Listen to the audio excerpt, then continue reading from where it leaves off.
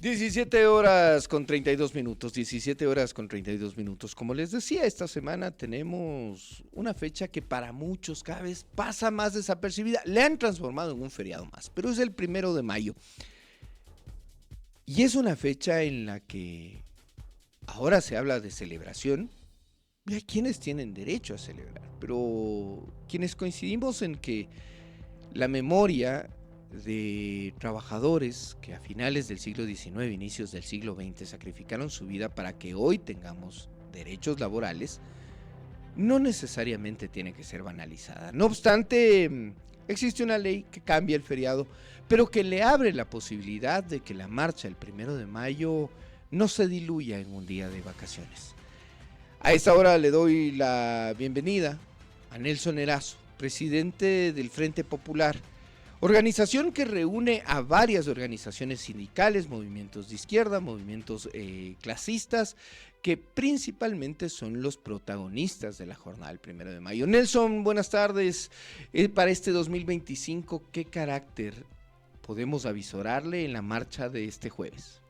Bueno, Daniel, muchas gracias por la invitación. Un gusto, como siempre, estar en este espacio muy importante de opinión, un espacio que ha permitido efectivamente que los que no tenemos voz podamos levantar nuestra voz. Los distintos sectores sociales, los trabajadores, las organizaciones populares, el Frente Unitario de Trabajadores con sus 6 organizaciones, al igual que el Frente Popular con sus 14 organizaciones y otros sectores importantes que están en el escenario de la lucha social de manera permanente. Hemos ratificado el hecho de que el día jueves 1 de mayo serán las movilizaciones en nuestro país.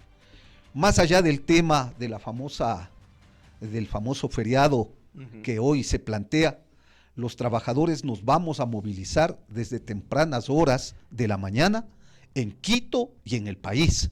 El 1 de mayo es el mismo 1 de mayo. Para nosotros no es un día de feriado, para nosotros no es un día de festejo, es un día de conmemoración de lo que significó la lucha de los mártires de Chicago, pero sobre todo es el día en el cual los trabajadores aquí en nuestro país y en el mundo levantan su voz en contra de las políticas antipopulares, antiobreras, neoliberales, que hoy se expanden por todo el mundo y que afectan a los trabajadores en general y particularmente aquí en nuestro país. Nelson, pero habrá quienes digan, bueno, el presidente Noboa les acaba de ganar una elección y va a poner todo lo que es sindicatos, izquierdas, movimientos sociales, pasa a estar en el bando perdedor.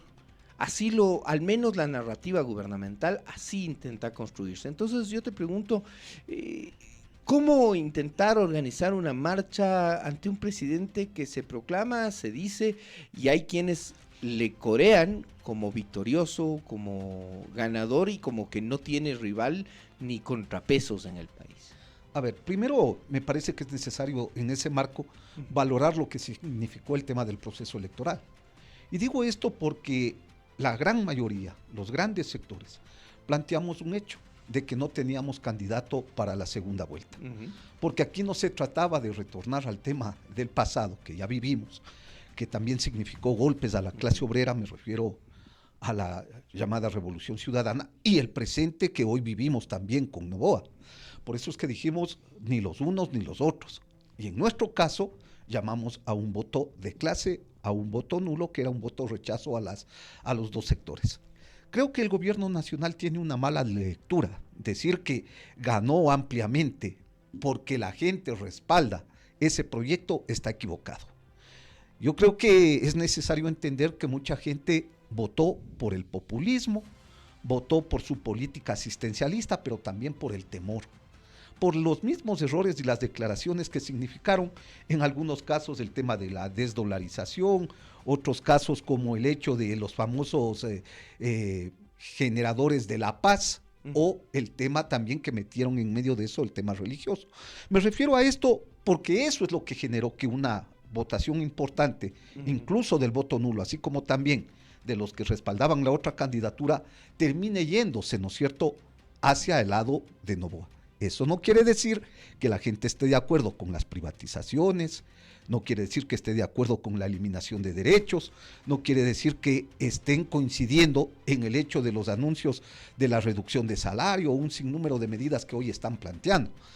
Entonces, bajo esa lógica, evidentemente el gobierno está equivocado si piensa que va a poder hacer y deshacer del Ecuador como a ellos les venga en gana. Pero Nelson, y es que ahí hay quienes en realidad nos cuestionamos y decimos, a ver, no se lograron, hay tesis en las que podemos ser coincidentes, que varias personas que se ubican del centro hacia la izquierda son coincidentes, pero no lograron cohesionarse en una alianza en materia electoral. Eso le ha dado pie para que desde el día de los resultados a la fecha se vayan construyendo ciertas narrativas. El tema del IES fue evidente, la declaración del presidente del Consejo Directivo del IES, el doctor Eduardo Peña, que dijo que es necesario analizar nuevamente la edad de jubilación y el valor de los aportes de los trabajadores. Esto generó una corriente inmediatamente en redes sociales e hizo que salga a aclarar que no están proponiendo. Entonces uno se pregunta, si no lo están proponiendo, ¿por qué lo ponen en las mesas de debate? ¿Qué saben ustedes? Porque entiendo que varias organizaciones que pertenecen al Frente Popular son parte de estas mesas técnicas para una nueva ley de seguridad social, que ha convocado y que dice que está convocando el señor Peña. A ver, primero que me coge de nuevo lo que tú acabas de señalar, que alguna organización nuestra sea parte de estas mesas de diálogo. No está la no está el FUD, no están las centrales sindicales, o al menos hasta el día de hoy que se reunió el FUD, no han planteado nada de esto. En las organizaciones del Frente Popular no tenemos ninguna información y peor todavía. ¿Cómo visualizan ustedes que se construye una ley de seguridad social sin la participación de los aportantes? A ver, ¿qué es lo que ocurre? El gobierno nacional evidentemente que está manejando una narrativa en la que busca decir que aquí están representados diferentes sectores. Sin embargo, ninguna de las organizaciones del Frente Popular, al igual que ninguna de las organizaciones del Frente Unitario de Trabajadores, hemos decidido o hemos conocido al menos de una invitación de esa naturaleza. El gobierno no puede pensar en que hay que hacerle el Ecuador del reencuentro sobre la base de seguir vulnerando los derechos de los trabajadores. Para el Frente Popular está claro, no puede haber incremento de los años de edad, incremento de los años de servicio y ampliación de los años de aporte para el cálculo de la pensión jubilar. Dice que antes se morían, dice, la esperanza de vida era 65 años y se morían a los 70, entonces solo pagábamos 5 años de jubilación. Ahora viven hasta los 85 y nos toca pagar 20 años de jubilación, dijo así, 15 años refiriéndose que llegan a los 75. Daniel, ¿para qué tú aportas 30 años? No es para morirte, no es para disfrutar de tu muerte. Los 30 años de aporte que hiciste a la seguridad social es para poder disfrutar de tu vejez. Y esa vejez, si hoy el tiempo es mayor, pues tenemos el derecho a disfrutar de esa vejez. Por lo tanto, no hay tal el hecho de que aquí se pretenda imponer sobre la base de que hoy el promedio de vida es mayor, querer incrementar el tema de los años de servicio, los años de edad y también el tiempo de aporte. Peor todavía cuando se nos dice que quieren hacer el cálculo para la pensión jubilar ya no de los 5 últimos años, sino de todo tu historial de haber afiliado a la seguridad social, es decir, de los 5 mayores años, dice la ley, ¿no? De los 5 mejores años de aportación. Sí, ahora quieren hacerlo de todo el tiempo que tú has aportado, es decir, de los 30 años. Ante eso se van a topar con una cuestión, con la unidad, la organización y la resistencia de los trabajadores. Otro de los temas que surge la semana anterior, mi querido Nelson, es una propuesta que también la va a presentar la presentó ya la señora ministra de Trabajo, para que la jubilación patronal deje de tener la figura que hoy tiene, ¿no? Sino de convertirla en un fondo en el que aporta tanto el empleador como el patrono, y que se entrega cuando termina la relación laboral y que esta relación laboral supere los 25 años, no importa el patrono. Entonces uno dice, eso no es del IES. Es que eso es del IES, pues. Eso es lo que tú tienes con el IES. ¿Te están queriendo licuar la jubilación patronal y perderla? A ver, primero, Daniel. Sí viste la propuesta. Sí, solamente una cuestión, Daniel. Primero, esta propuesta de la ministra no siquiera nace de la idea de ellos. Dentro de la propuesta del Código del Trabajo está planteada una fórmula para que los trabajadores puedan tener la jubilación patronal. Todos los trabajadores. Todos los trabajadores. No importa que no estén 25 años con el mismo empleador. Exacto. ¿Qué es lo que ha pasado hasta el momento? En una empresa donde un trabajador está laborando 18 años, enseguida ha sido el pretexto para votarles a los trabajadores, a los 19 años impedir, hay gente ¿no es cierto?, que ya... la jubilación patronal. Porque a partir de los 20 años ya tienen derecho tienes el derecho a una jubilación reducida, que se llama. Una proporcional. O la proporcional, ¿verdad? Entonces, ¿qué hemos planteado nosotros? Que efectivamente los trabajadores puedan tener el derecho a la jubilación patronal, no licuada con la del Seguro Social, porque esa es otra cosa. Y decimos entonces que esa jubilación patronal esté sobre la base de que el trabajador haya laborado los 30 años, así no sea con el mismo empleador, y que para eso se establezca incluso el tema de un fondo. Es decir, el FUD ya se adelantó a este tipo de cosas. Fíjate tú que en el año 2021 presentamos esta propuesta dentro del nuevo Código del Trabajo, porque caso contrario era el argumento para despedir a los trabajadores de sus puestos de trabajo, porque los empleadores que son los que nunca han querido pagar los impuestos, porque esos empleadores que nunca han querido pagar utilidades, evidentemente que peor todavía para pagar el tema de la pensión, la jubilación patronal.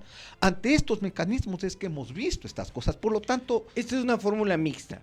Sí, que está planteada desde el Frente Unitario, como te digo. Y como entonces, como la planteó la ministra, ¿cuenta trabajo con el visto bueno de ustedes? No es que cuente con nuestro visto bueno. Con el acuerdo, entonces. Hay una propuesta que nosotros hemos planteado y tendremos que ver cómo está la propuesta de la ministra. Pero ya hay una propuesta desde el lado de los trabajadores en este hecho, Daniel. O sea, los trabajadores tenemos que ir viendo un sinnúmero de cosas sobre la base de que efectivamente el Código del Trabajo garantice los derechos. Porque, insisto, ¿qué es lo que ha pasado con esos trabajadores? Que al estar ya 19 años se han quedado sin la posibilidad de una fuente de trabajo. Entonces, frente al pretexto que siempre fue esta de la patronal, que mejor despedir antes que tener que pagar una jubilación patronal, lo que debemos proteger es el derecho de ese trabajador a tener una jubilación de esas características. Pero hay un tema, Daniel. Pero, Nelson, yo no se pregunta, con todas estas cosas, después del resultado electoral, ¿no es estar yéndose en contra de la corriente todas las posturas que ustedes plantean frente a las decisiones de Daniel Noboa? Mira, nosotros creemos una cosa. Daniel Noboa está equivocado si piensa que el triunfo fue un cheque en blanco. Para nosotros está claro, hay líneas rojas. Pero el 55% dicen, no, ya eso ya está, no hay quien se le oponga. Ya vas a ver qué es lo que pasa con las movilizaciones del 1 de mayo. Hablan de una constituyente, Nelson, en la que plantean... Tampoco le corremos a la constituyente, Daniel. Y nosotros creemos que si ese es el marco que nos quieren poner, los sectores sociales debemos estar representados. No les rehuyen a ese partido. O sea, me refiero a esa contienda. Así es, porque los trabajadores también tenemos que dar nuestra batalla, nuestra lucha. Y si tenemos que ir allá para defender no solamente las cuestiones de la constituyente o la constitución del 2008, incluso para recuperar otras cosas, pues, porque también los derechos de los trabajadores se han venido pisoteando de manera brutal. Por ejemplo, ahora no tenemos el derecho a la huelga. Por ejemplo, ahora estamos también en los cuales los trabajadores en el sector público no pueden paralizar sobre la base de estar penalizados en la lucha social. Ya vamos a ir con algunos casos de trabajadores en el sector público, pero por acá nos preguntan cómo van a activarse para el 1 de mayo. Pregunta recibida al 098-2101-638. De hecho, nuevamente, 098-2101-638. Sus consultas para mi invitado Nelson Erazo, presidente del Frente Popular, pueden enviarlas a través de esta vía. A ver, está convocadas las movilizaciones a partir de las 8:30 de la mañana desde la Caja del Seguro en la ciudad de Quito. En ciudades como Guayaquil, Cuenca, Manta, Cotopaxi, Latacunga, me parece que incluso Tungurahua están ratificadas las jornadas el día jueves desde la mañana. En otros casos todavía seguimos peleando que sea a partir de las 12 del día. Pero el hecho es de que en todo el país vamos a estar movilizados el 1 de mayo. No vamos a caer en el juego que hoy nos están diciendo que debemos trasladarlo al tema del 2. Por una cuestión, Daniel. Eso te iba a decir, la intendencia ya les ha hablado, les ha dicho si es que hay que cambiarle la fecha a la marcha o no. A ver, primero que nosotros no debemos pedir permiso a nadie para podernos movilizar. O sea, pero sí hay que hacer los trámites. Sí, hay que hacerlo. Nosotros hemos entregado el oficio ratificando de que nos movilizamos el 1 de mayo. ¿A qué hora se movilizan, Nelson? 8:30 de la mañana, caja del seguro, y la salida máximo 9:30 de la mañana. ¿Hacia dónde vamos? Hacia Santo Domingo. No van a ir a la presidencia a caer en esa provocación de no vamos a permitir que se rompa la movilización, ¿no es cierto? Como quisieran hacerlo. Vamos a concentrarnos en la Plaza de Santo Domingo, porque de acuerdo con la alcaldía nos ofrecieron o la Plaza de Santo Domingo o el Boulevard de la 24 de Mayo. Nosotros hemos ratificado en todo caso que cogemos el tema de la Plaza de Santo Domingo, nos vamos a movilizar allá como parte de las acciones que se van a generar. Yo te decía una cuestión, el no movilizarnos el 1 de mayo, seríamos el segundo país en el mundo que no se moviliza en esa fecha. El único país en el mundo en donde no se movilizan el 1 de mayo, adivíname quién es. Estados Unidos. En donde el Día del Trabajo se reconoce el Día de Acción de Gracias, que me parece que es en el mes de septiembre. ¿Por qué no lo hacen eso? El Labor Day en septiembre creo que coincide con una fecha, no es el Día de Acción de Gracias, que ese es en noviembre, pero tiene otra connotación. Pero en todo caso es en otra fecha en donde allá se moviliza. Nosotros hemos señalado, aquí nos vamos a movilizar el 1 de mayo como en todas las partes del mundo. Y un dato. Perdón, tengo una pregunta de Eugenio Luna. Nos ha dejado la pregunta en el control, gracias Eugenio. Dice, quiere saber, ¿no? ¿A qué porcentaje los trabajadores representa el Frente Popular y cuántos empleos han generado las acciones de las organizaciones laborales, las de lucha? Te traslado la pregunta, Nelson. Mira, esa pregunta que hoy viene desde hace bastante tiempito atrás en decir las organizaciones sindicales no generan empleo, por lo tanto no tienen que reclamar. Y no representan a nadie. O sea, eso no es así. ¿Ya? El sector social, las organizaciones sindicales representan a la sociedad, representan a los distintos actores que están luchando. Porque si fuera por el número de trabajadores que están organizados, evidentemente que dijéramos aquí no representan entre comillas a nadie. Tanto es así, fíjate tú, que el Ecuador tiene la tasa más baja de organización, pero no es porque los trabajadores no quieran organizarse, es porque siempre ha habido el impedimento de la patronal, de los que dicen que generan empleo, pero generan un empleo precario, que no permiten que los trabajadores se organicen efectivamente para vulnerar sus derechos. Aquí es solamente el 3.8% está organizado en el país. Por eso 13%. Es que el 3.8%, el 3%. El 3 es bajísimo. Es súper bajo. Por eso es que la Organización Internacional del Trabajo le está llamando la atención al Estado ecuatoriano por su vulneración al derecho que es de organizarse.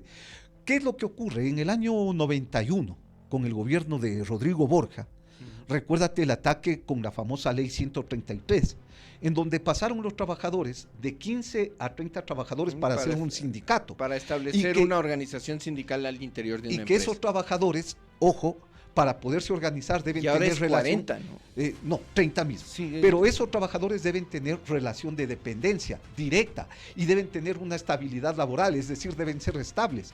Pero se han buscado un sinnúmero de mecanismos como el contrato ocasional, el nombramiento provisional o el contrato de la prestación de servicios profesionales, un montón de cosas para vulnerar ese derecho que tienen los trabajadores a organizarse y para incluso no afiliarles a la seguridad social como está con el contrato de servicios profesionales, en donde tú tienes que facturar. Y no es que ese trabajador no quiera organizarse, está obligado a ese tipo de cosas, porque en nuestro país evidentemente la derecha, los empresarios, los dueños de los medios de producción han avanzado en el hecho de la vulneración de los derechos laborales. En ese marco no se puede entonces ubicar, como ustedes no han generado empleo, entonces ¿cómo van a reclamar?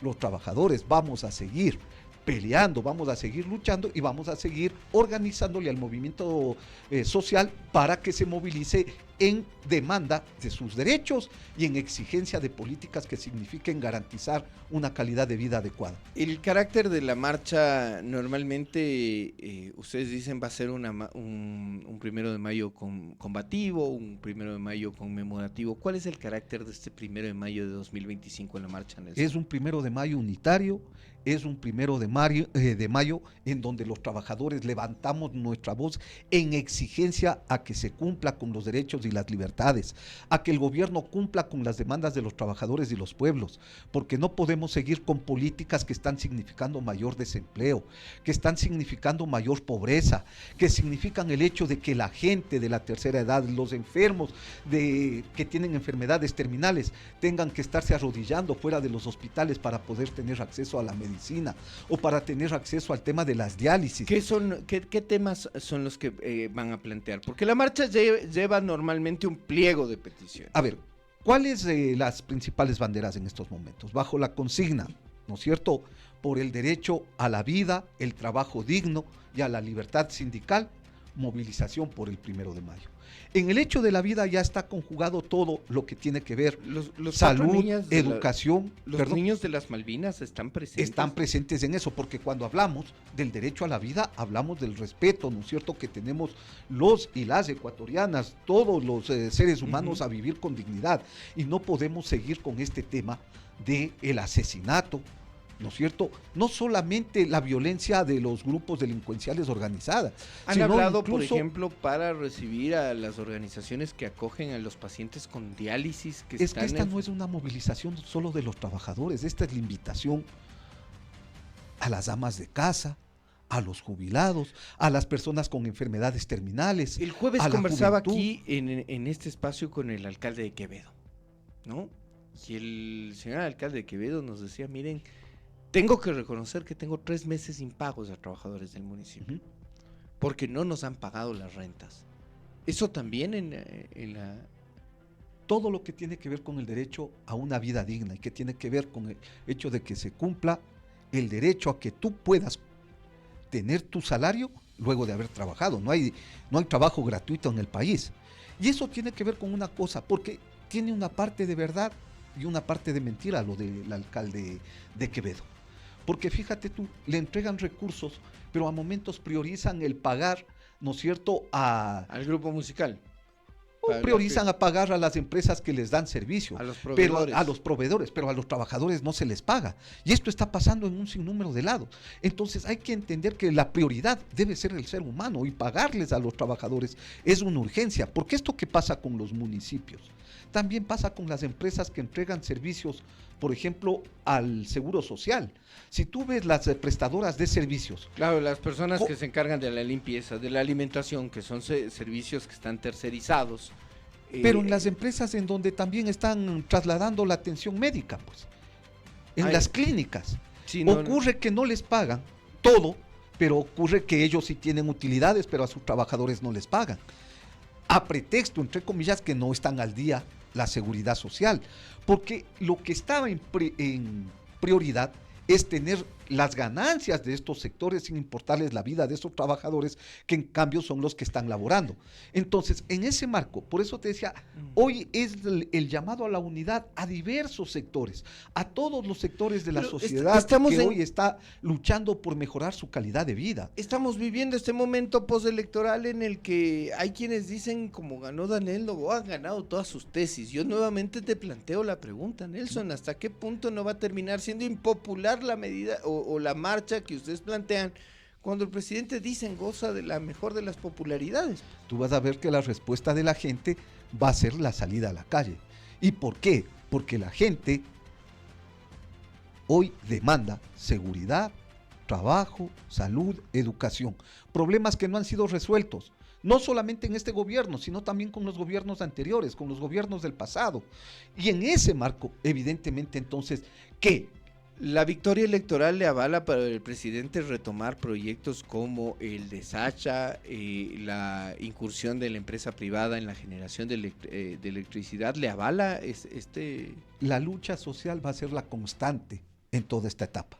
Si el gobierno piensa que va a poder imponer privatizaciones, entrega del campo Sacha a manos privadas, privatización de la empresa eléctrica, seguir subiendo el tema del IVA, seguir subiendo los impuestos al pueblo, va a tener como contrapartida liberalizar los combustibles, liberación del precio de los combustibles a precios internacionales. Pero dicen que es el mejor tema momento, del achicamiento del tamaño del Estado. Ivo Rosero de la Cadempe salió y dijo, vean, este es el mejor momento porque hay subsidio cero. Entonces te pregunto, ¿ustedes coinciden con eso?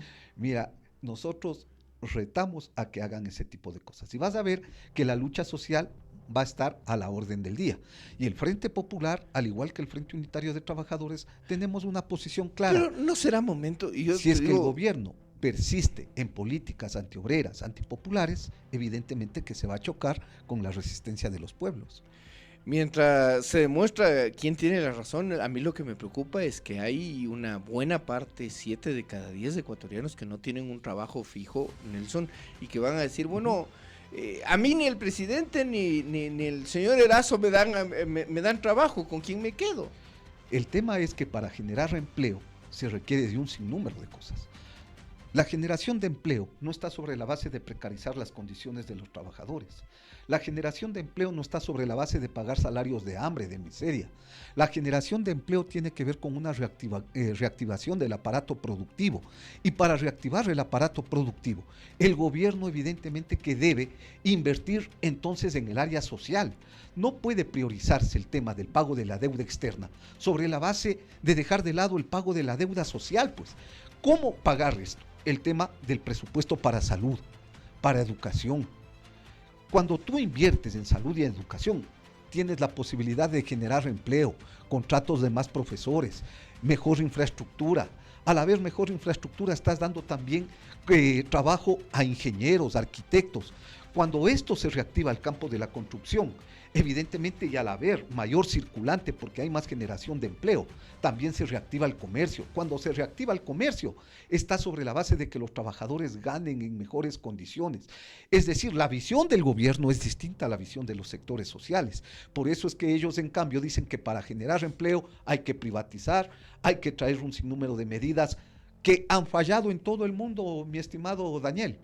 Han fallado. Nelson, a ver, en países. Esto estaba, y hay quienes dirán y están escribiendo, ¿no? Y dicen, oigan, pero eso es lo que estaba en discusión el 13 de abril y ustedes llamaron a votar nulo, nos escriben acá. Sí. Entonces, ¿cómo? No es seguir en esto, seguir marchando, discutiendo cuando había la posibilidad al menos de conversar con el otro lado. Mira, yo creo que la posibilidad de conversar con el otro lado jamás hubo. Y no hubo por toda su política sectaria, su política que atacó también, son responsables de lo que hoy pasan, incluso del desprestigio de la verdadera izquierda. Porque muchos dicen que el socialismo es malo. ¿Sobre la base de qué? De todas las denuncias de corrupción, de lo que se llevaron los recursos, todo lo que hoy hay denuncias. Y eso quieren hacerlo ver como si fuera la izquierda, cuando la izquierda no es de eso, pues. La izquierda es la transparencia, es la honestidad. La izquierda tiene que ver con el respeto a la vida, los derechos humanos.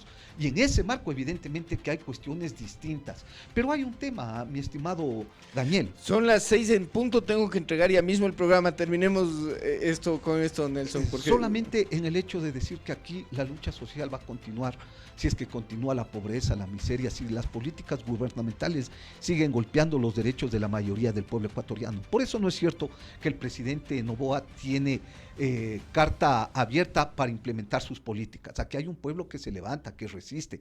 Y no es que vamos a esperar los 100 días como era anteriormente, como se decía. No hay 100 días para... No, porque es la continuidad de un año, 6 meses que ya está gobernando. Y en ese marco vamos a seguir demandando que se cumpla con los derechos. El 1 de mayo será un 1 de mayo unitario, un 1 de mayo clasista, un 1 de mayo en el cual los sectores sociales vamos a levantar nuestra voz y será el inicio de las jornadas de movilización para defender el derecho a la vida. 18:01. Le pedimos disculpas al queridísimo Juan Carlos Folleco, que ya está en cabina, ya viene con toda la energía de los tiempos de antes. Nosotros hasta aquí llegamos con MQ Noticias, emisión al cierre. Importante, el presidente de la República no tiene 100 días, lo ha dicho el presidente del Frente Popular de cara a la marcha del próximo 1 de mayo.